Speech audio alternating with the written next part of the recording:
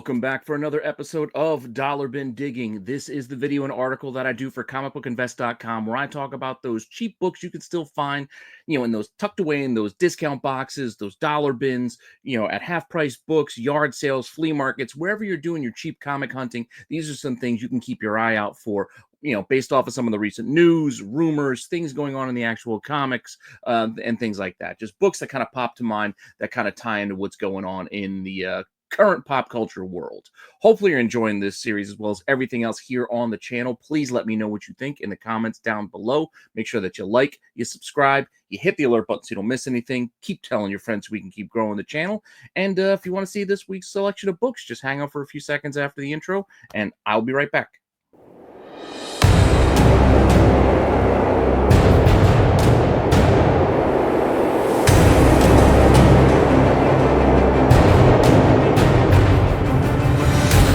All right, kicking us off, we are going to start in the world of comics. I mean, we're here talking about comics. If you're reading comics like I like to read comics, then this is going to be the first thing that you want to check out here. So, first up, new this week, we got another issue of X-Force. Not my favorite current X-Men title running, but, some interesting stuff still did occur. So, in this issue, X-Force dies. Ooh, issue 5. That all said, and we might have talked about a couple of these characters before, I'm just kind of going over this current roster, this current team again, to give you a sense of some characters that you can probably still go and pick up there first because they're just, kind of forgotten about, ignored, etc. So let's just start off here with one Rachel Summers. She's gone by a number of different names throughout her tenure here. And there she is inside. She's on the cover, obviously, but inside she does possess part of the Phoenix Force like Jean Grey. But here, she's going under the name Ascani, which goes all the way back to those old Cable days. Cable is a baby in the future with the Ascani clan, and you had the Adventures of Cyclops and Phoenix and the Further Adventures of Cyclops and Phoenix, kind of expanding upon that. Weird, wibbly wobbly, timey wimey stuff that, yes, it's very convoluted, but currently this is the moniker by which she is going by. Yes, she first appeared way back in Uncanny 141 as a Hound, as part of Days of Future Past, and then she's popped up here and there throughout. She's gone by a number, like I said, a number of different names, but currently she is Ascani, and she first showed up as this sort of version, or with this, with this name, way back in May of 1991 originally. So this was issue 66 of X Factor. Again, we're going to get into some wonky, timey-wimey, wibbly-wobbly stuff here. So, fun run at the time. This was in the height of the X-Men books, by the way. I mean, you had Jim Lee over on Uncanny. You had Weiss Portacio here over here on X Factor. Rob was doing New Mutants. X-Men, everything was great in the X-Men side of things. But here we go. Inside the guts of this book, you can see there she is. This is actually, I guess it's kind of, since it's time and there's other universes, this is a version of Rachel Summers. So, yes, she's talking about her brother here and family and her brother Cable, because she was kind of looking after. Anyway, this book is very cheap. You can find this out there for next to nothing. I mean, look, copies have sold for, like $6, but also $2.50. Available copies, 99 cents with no bids. Buy it now for $2.19 or $2.99. Very cheap book. You can find this one tucked away in those boxes, definitely. So, yeah, just a fun little first. Again, we're talking about different versions of a character, so it's not ultimately the character's true first, but it is a first of a sort. So that's why I thought it was kind of interesting and just a fun book that you can go and dig out. Now, also part of this squad, part of this team, we can go back to this big guy back here. So this is Tank, and I believe we've talked about Tank before because, he first showed up as a villain, and eventually I saw he was going to be joining this team, and I think we might have talked about him maybe a few months ago. But quickly, we can just bring this back up, just for those of you who may have missed that other show. Why not know who Tank is? So here we go. Tank, a newer mutant. Again, like I said, he started off as a villain way back in this Ironheart from May of 2019. Now, this issue of Ironheart is actually a little sought after because there was a time when every character crossover or first team up was a big deal. So this was the first time I think Miles and Riri cross paths in comics or teamed up. So this became a thing for a while. Inside the guts of this book, however, there is also the thing they teamed up against, which was this bad guy, Tank. He started off as like a little scrawny kind of mutant, and then he kind of grows into a tank, basically. I know he looks a bit different than he does now, but this is that character. This book, like I said, had a time where it was sought after and still kind of maintains some of that value because of that crossover action. So, copies sold 15 to 20 bucks. A 9.8 even hit $72. Asking prices are in that $25 up to $50 kind of range. So this is a good book to dig if you could find it, but it could be tougher because of, again, this featured crossover, team up, whatever you want to call it, on the cover is what's really drawing a lot of this heat on this book. I don't even want to call it heat, but you know what I mean, driving the price. Because this is the kind of thing that a lot of people aren't really concerned with this right now. There was a time when this was a thing. Now, well, like I said, it still kind of maintains some of that value, but not for the reason I'm telling you. I'm saying it's first Tank. With that said, one more character as part of this squad I wanted to cover, and I know we've probably talked about her before, is right here. Why am I drawing a blank on her name? It's not Celine, because that was her original name. Oh, there we go. It's Sage. Sorry, drawing a blank because I'm running through my deck. But yes, originally, this is, well, again, I think it's different versions and mutants. Mutants are also weird, timing, anything. Point being, way back, originally, Celine was the Black Queen of the original Hellfire Club. So you're going way back to, what was that, Uncanny, like 129, thereabouts, in that kind of range. I don't remember what issue particularly she might have shown up, because you had Sebastian Shaw and the rest of the Hellfire Club. She was, well, a featured player. She wasn't the main draw. It was White Queen, and Sebastian Shaw is what people dig for back then. But Celine was there as well. Throughout time, she kind of became a little something else, and now she's sort of a mutant computer of a sort.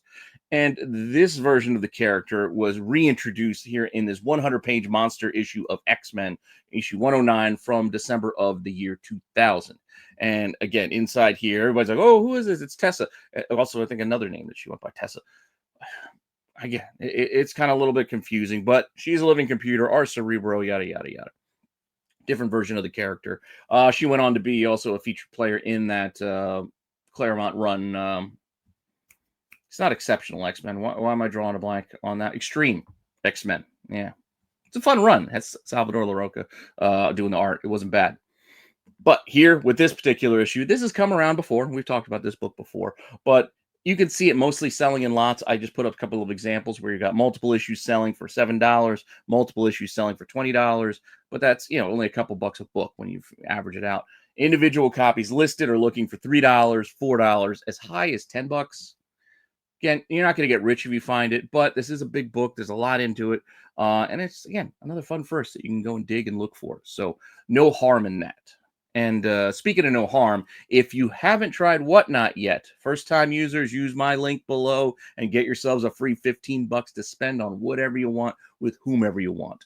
No strings attached. You help the channel, and you get yourself something nice. So why not give it a shot? So just wanted to throw that out there again for you who may not have tried this before, but Whatnot, it's like an online auction house marketplace. There's people who do auctions, and you can just hop right in and start bidding away, or you can do their buy it nows and spend that free $15 that you get just for signing up and giving the app a try. No further, like I said, no strings after that. If you give it up right after that, so be it. But there you go. It's there if you want to try it. Now, with that said, let's go over to DC. Now we got a DC book for you. We're going to look at Birds of Prey issue 14. New this week. Decent run. This squad has kind of been built out over the previous, dozen or so issues. But here we still have a couple of characters inside this team, which we may not have covered recently. So, why not take a look now? So, new this week inside this book, we have these two powerhouses sitting here chilling on the couch. We're going to go one at a time because most of the other characters you already know, but you might have forgotten about these two. So first up, we are going to look at Grace Choi, who, again, is a powerhouse. She came through, I think initially as a bouncer, Judd Winnick's run there on Outsiders, which goes all the way back to June of 2003. There you go. Judd Winnick, Tom Rainey, Outsiders #1. She is featured right there on the cover, but inside the guts of this book as well, you can find her. Again, I think she's a bouncer or something. She's freakishly strong, powerhouse type character. You know the deal. How you build out a team. It's like you need a tank. There you go. Not to be confused with the previous character tank we talked about. Talking about the modus operandi for like a party. Anyway, with that said, Outsiders #1. We're going to see this book go for basically pennies. Like nobody's really picking this book up, but you could find it in the box for that same reason because nobody's really looking at it. Copy sold 99 cents. One bid. $2.49. Yes, you're not going to get rich finding this book, but it's still fun. The hobby can be fun, and it could be just about collecting and gathering assets and gathering appearances and fun books. And this could also be purchased for $3 to $7 online if you were so inclined. But I'm telling you, just go dig in the boxes near you. Whether you're helping out your LCS, digging in their dollar boxes, hitting up a flea market, a yard sale, wherever you're getting your cheap books, like I said, this is the kind of fun stuff you can still find. So this is the stuff I kind of like talking about. Now, with that said, we can look at the other side of the couch for the other powerhouse chilling there with our character Grace Choi, and there she is right there. She's kind of shown up a bit in like Catwoman of late, but Onyx Adams is another character that you can go out there and find, a decent hidden type of not well known, or you know what I'm saying, just a forgotten first. Remember when I used to do that show? But here we go. Onyx Adams goes all the way back. She goes way back further than Grace Choi, but October 1984, Detective Comics issue 546. Now, she's featured in a backup tale in this because Detective at the time was also kind of co-starring. I think Green Arrow was like in the back of this book or something. But she is in one of the backup features in Detective, and we're introduced to the character of Onyx, as you can see here. She had a much different look than she does now. I mean, she had the headband like it's Donna Summer. Apparently, they decided to put Donna Summer in Donna Troy's outfit, and that's our new character. Cool.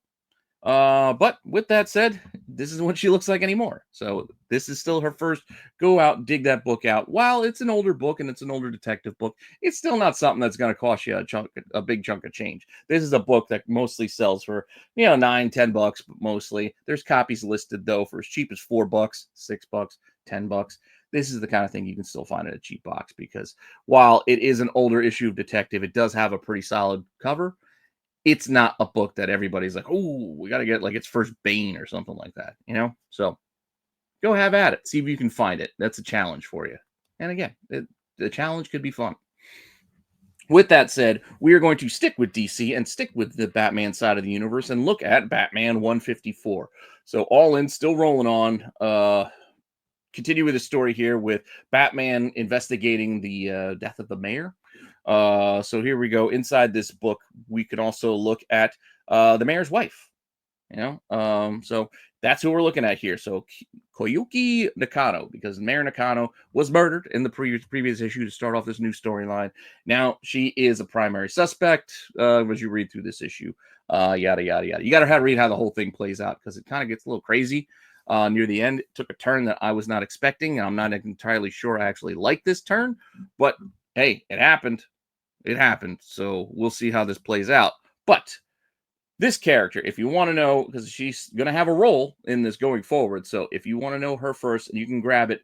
I believe it was also the first for her husband, who is now the deceased, but Batman Detective Comics 1028, just going back to October of 2020. So this is, part of the Rebirth line, obviously, and after Detective hit that magical 1,000 mark. So it's a book that's just out there. I mean, it's just kind of DC overstock. So you should be able to find this. I believe it has 2 covers, but either cover will do. I'm just giving you the cover A. And inside the guts of this book here, at a funeral, you could see, there she is. So you got Officer. At the time, he was only Officer Nakano, and then he eventually ended up being Mayor. But there's his wife sitting right there next to him. So this is her first appearance.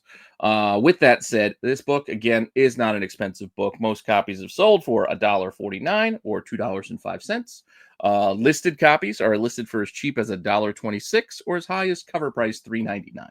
And you can see my comic shop even has near mint copies for only $2.70. So my MCS is selling these at a discount still. So once again, cheap book, something you can find out there if you decide to go and dig.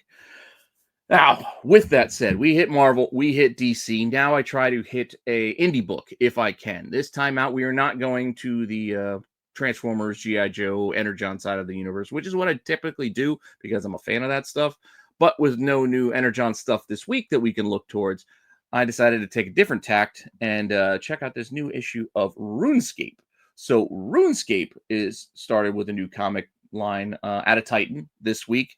I don't know much about the property. I do know it is a very popular MMO, whatever, multiplayer online, massive multiplayer online RPG. You know what I'm saying. It's just a lot of letters, big acronym. Point being, it is a popular property. So with that said, I'm curious to see how this does. Multiple new covers on this new issue that came out this week, but this was actually teased by Titan back on Free Comic Book Day. And I remember this was one of the few Free Comic Book Days. This was last year. May 2023 is when this one came out. So not this year's, but last year's. So this RuneScape thing was teased, and this became actually one of the popular books that came out at the time. As you can see by, if you can dig out this Free Comic Book Day book, you know how Free Comic Book Day books work. Like eventually they're overstocked, just gets thrown into dollar boxes. So if you can get lucky, maybe you can pull one of these out because, well, again, you're not going to get rich. It's still a fun book, and it's still technically the first appearance of this, of this property in comic books. So $5, $7, $13 copies have sold for, asking prices anywhere from $8 to $11 up to $20. So who knows? I mean, I don't know if this is going to be the next Umbrella Academy or anything like that. You know how that Free Comic Book Day book goes, but it still doesn't hurt to go and look for it, dig for it, see if you can find it. Because, while you're digging anyway, you might as well see if you can find this one. And speaking of things you're going to do anyway, you're going to buy more supplies, right? You need bags, you need boards, you need boxes. So if you're going to buy them from BCW, just use my link and use my code RENA10 down below. Get yourself 10% off. What's the harm in that? If you're going to buy the stuff anyway, you might as well save money while you do it. So there you go. 10% off while you're buying the stuff you know you're going to need to protect your collectibles. So like I said, there's a link below. Use the code RENA10 when you go check out and save yourself 10%. No harm there, right? With that said, we are going to pivot away from the comic books now and quickly over to TV shows. So I got a little bit here to cover as far as TV shows go with some books that we can kind of tie into some news. Following up on last week's announcements or last week's teases with those Wonder Man images that we saw and the confirmation that it was coming next December, we're going to follow up on Wonder Man because thankfully one of our readers / viewers, because I believe we got comments on both ends of the perspective, made the suggestion about this book. Avengers 211 is a book you should be keeping an eye on, because while those Wonder Man solo series, whether you got the one shot from the 80s or the new series that started in the 90s, why not look at this angle of Wonder Man being an actor? Because this seems to be the direction of the show. It's one of the most popular aspects of the character. So right here, Avengers Volume 1, 211 was a suggestion, thanks to TT Campus Collectibles. I just shortened your name, but you got a lot there. TT Campus Comics Collectibles. Anyway, going back to Wonder Man. So again, we're going to go with that angle of him. It's first reference of him being an actor. This is when they were building on another new squad, new team. I believe they sent an open enrollment to, hey, everybody who wants to be an Avenger, come show up. And a lot of people just start showing up at the mansion, and hijinks ensue. So, Avengers 211, inside the guts of this book, we've got Wonder Man. He's kind of, at this point, after he already had been messed around with by Beast, Hercules decides to have a go at him because he hears that he's strong. So inside of this, it's just kind of reference that, he was actually going to leave, because that's what he was talking about this entire issue. He's like, I think I'm done with this. I want to go. And then he mentions here, go pursue his acting career. So this will be the kickoff for that in the comics. So it's kind of a fun thing that you can tie into what that show is probably going to be about, which is Wonder Man and his acting career.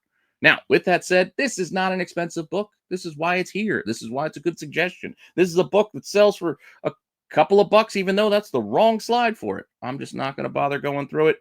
I left the old Wonder Man prices up there, but the Avengers 211 is not a pricey book. You can find this just for a few bucks out there. So go digging. I'm not going to bother changing these because I got other things I got to do today. I'm trying to catch up on things. So sorry for the little misstep there. We're just going to keep rolling on in the TV section and go on to one of the best things on television right now, which is The Penguin.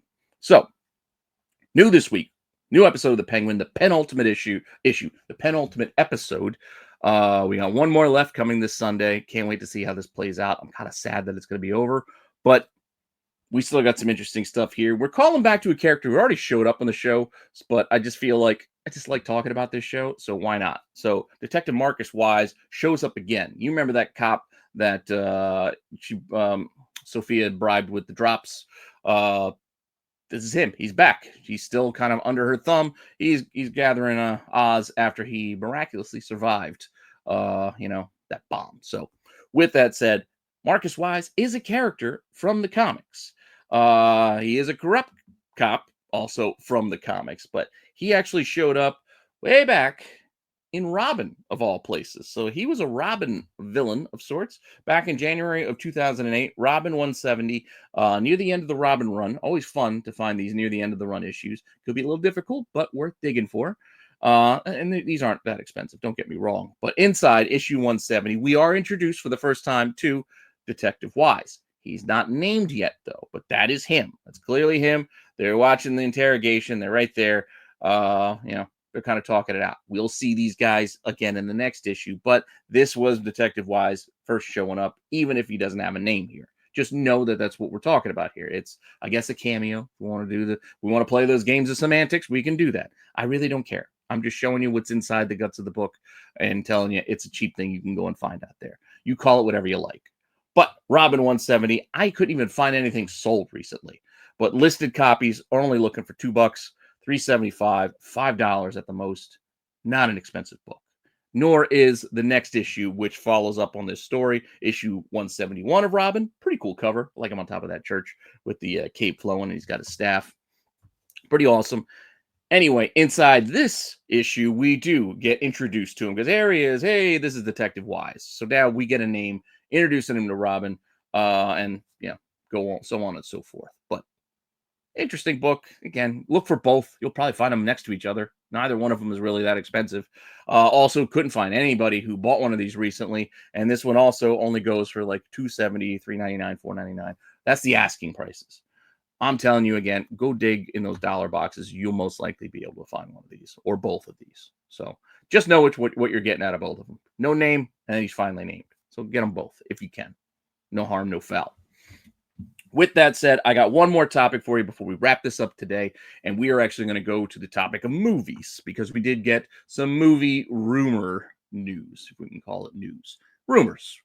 Granted, the rumors make sense, but with Venom finally wrapping up, the new theory is that we will be getting Agent Venom developed by Sony, which would make a lot of sense. This is why a rumor like this will gain a lot of traction because it does make sense. I mean, if you're going to be done with Eddie Brock, even in the short term or forever, might as well pivot, reuse Venom, and make your next version. Yes, we could go to Matt Gargan, but why not take a different angle and go with the Flash Thompson Agent Venom angle? So, with that said, let's take a look here. Agent Venom with our first. Now, technically, the first of Flash Thompson getting that Agent Venom or getting the Venom symbiote goes back, and it's a book that's kind of pricey. So I'm not telling you you're going to find this in a dollar bin, but I just want to tell you so you know about it. So Amazing Spider-Man 654. Yes, there is a 654.1 that features Venom on the cover. Look for that too. And there's also a second print of this issue that actually features this next panel where we see the introduction in the back end of this story of the implication of the Venom connection to Flash Thompson. So this image is used as a cover for the second print, which is a very, very pricey book. So look for that second print if you could find it. But I'm just saying right here, this is what we're talking about. So the symbiote Flash Thompson, injured Flash Thompson, this is a pricey book. Granted, if you find it and you can find it for cheap, sure, pick it up because this sells for $25, $35. Asking prices are in that, look, the two issues I mentioned with the 654.1, $28 for the pair, $35 for this one on its own. This one could make you a couple of bucks if you can find it, but it's going to be tough. So I'm very practical, and I guess I can tell you, hey, go find this expensive book in a dollar bin. Maybe you find it, maybe you don't. Yeah, that's true, but the chances of you finding it are pretty slim. Now, if you really like this idea and you really like this topic, though, A book that you probably can find in the dollar bin, and one I found many times, and I always pick it up because I just really like this single issue. This is a single issue story of Amazing Spider-Man. Precursor to all this, issue 574, it's a Flash Thompson issue. So this is telling a story of Flash on a tour in Iraq, saving some of his fellow soldiers, and how he ends up losing his legs, which is a pretty important story point that would go forward with Agent Venom. So when he gets the Venom symbiote, he has legs. So he once again becomes like a full soldier again. So that's part of the draw and the appeal of the symbiote to Flash is this unfortunate loss of his legs. And that story is told here in this Amazing Spider-Man issue. But yeah, boom, right there. As you can see, if it's not clear enough, there's the arrow to point it out. That said, this is a great one-issue story. I like this. It's just a fun little one-off. So definitely a book that, like I said, I always grab it every time I see it. But this book, it's still not expensive. You can see here, copies selling for $3.60, $5. Asking prices, $3.99, $2.99, $5.94. You're not going to get rich finding this book, but hey, who knows? Maybe more and more people will pick up on this book because they like to read this one too. I don't know. Like I said, it's just a fun angle, something you can go and dig for, and hopefully something you can go and find out there. Also, let me know in the comments what books you guys do find. Do you find any of these things I'm recommending? You already got them? You just happy that you already own them? Make suggestions. If you make suggestions, I might put it in the next one. Who knows? We'll see where we go from here. But with that all said, I do want to thank you all for stopping by and checking this out and supporting the channel. I'm going to take a quick little break just to get myself ready to film a new show idea. It kind of follows along the same lines of what I've been doing here with Dollar Bin Digging, just to give you a bit of a tease on it. You know how I like running through the new issue releases. Well, I'm going to do spoiler-filled reviews, full reviews of issues of comics, and also do some of the tie-ins of some of the first appearances as we go through it. I'm not going to do all the pricing because we don't want to go through all those details. If you guys need the pricing, maybe we'll think about adding it down the line, but it's going to be kind of my take on a comic review show. So see what you guys think, but almost in a pop-up video style, I'm going to add in those other details of first appearances and explanations of things that are going on. So let me know what you think after you check it out, because I'm going to try to film that next. With that all said, thanks again, and I'll see you all soon with some more content. All right, bye.